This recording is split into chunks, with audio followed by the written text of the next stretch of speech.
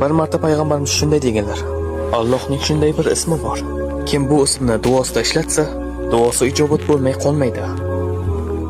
Bir kuni Anas roziyallohu anhu shunday dedilar: Men payg'ambarimiz sollallohu alayhi vasallam bilan masjidda o'tirganimizda bir kishi namozni tugatdi va yana ruku qildi. Keyin esa sajda qildi.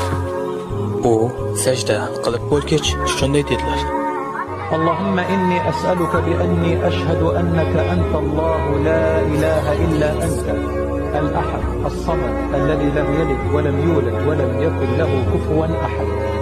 Va u Allohdan so'rashni davom etdi. Payg'ambarimiz o'girildi va u kishiga shunday dedilar: Sen Allohdan uning eng buyuk ismi bilan so'rading. Agarda kimdir Allohdan shu ism bilan iltijo qilsa, Alloh unga javob beradi. Agar kimdir shu ism bilan nimadir so'rasa, Alloh beradi. Alloh buni ikki xil yo'l bilan qiladi.